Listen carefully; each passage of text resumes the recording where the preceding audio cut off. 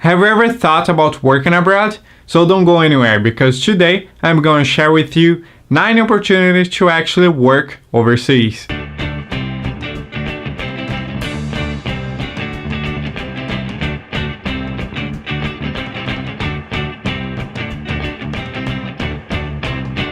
Hi there, my name is Felipe and welcome to Route Fluency. Every week you'll find here new tips on how to improve or learn a new language and everything you need to know about study and work abroad. So if this is your first time in here, consider subscribing and please hit the bell notification so you don't miss anything. Before we start on how you can find work abroad, it is very important to have in mind that if your goal is to go abroad and actually find a job in your field of work, it's going to be a little bit harder if the economy is not doing well in this particular area. That's because the government is probably gonna implement more rules and laws to avoid, people going there and stealing jobs from the citizens. So even though we spend a lot of time and energy looking for these jobs on local websites, sometimes the companies don't even gonna consider your resume because they are looking sometimes for nationals, for citizens, and not actually expats. So you're gonna waste a lot of time and energy. And nevertheless, let's say you find a company that is actually very interested in hiring you. Sometimes they cannot actually hire you and it's gonna, build up all that excitement and at the end you're gonna be very frustrated with the results because they still have to follow through all the government's requirements. But come on, don't get so frustrated because today we're gonna show you different ways to actually work abroad. Number 1 is the au pair program, which is designed for people who really like to take care of children and also want to have a closer relationship to the culture since they're gonna be living with the host family. This program is basically being a nanny, and different from others may think, this program is not actually only for women. It has no gender restrictions. However, it is more common for women to take on this program. And also another requirement is the age. They require you to be from 17 years old to 30 years old. But these requirements may change according to the country you want to apply for. Also, you're going to receive a weekly allowance and also some kind of financial aid if you need to study, let's say, your language. If you wanted to improve your language, they're gonna give you an amount of money to actually help you afford with that course. And this program actually take about 1 year, but you can find for a less duration of time and more if depending on what you want and the country you're going to. Number 2 is actually through Aiesec. Aiesec is a non-government organization, a non-profit organization that helps students and university students and also recent grads to actually find jobs overseas. And the price they gonna charge you is gonna be very cheap considering the market. And it's going to be very helpful because they give you support, find a job, creating the curriculum through all the steps you're gonna need them, and they also always have some kind of support in the country you're going to.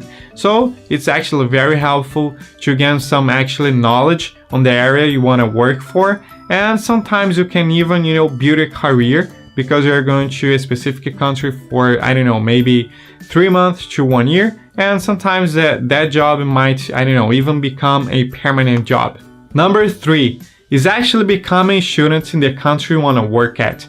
And it can be undergrad or graduate school because some countries they're gonna give you the opportunity to actually work there after you graduate. So after you graduate, it's actually easier to get a working visa compared to the others that didn't study there.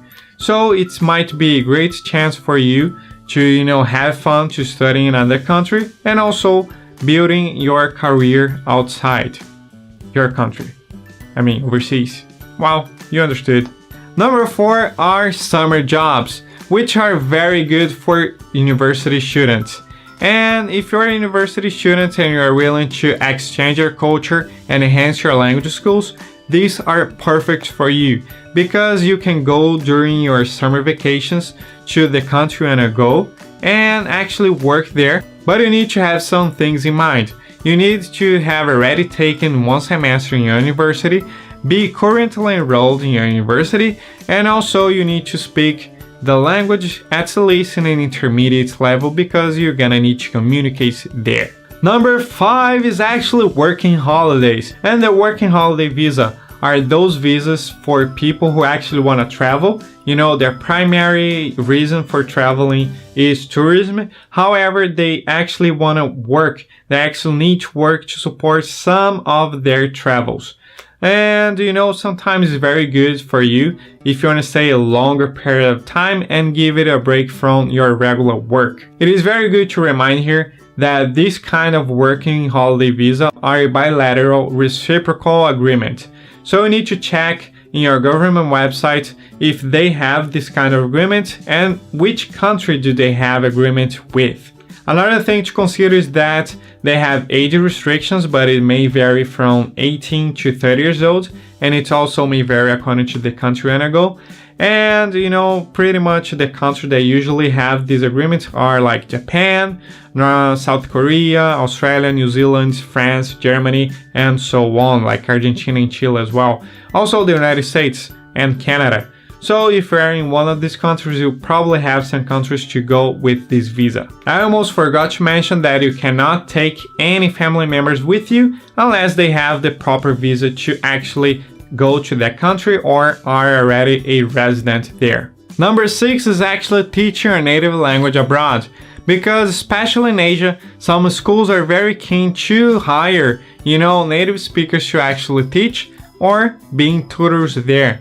So it's something very good to consider if you want to, you know, actually engage in the culture and have some free time to travel around some countries.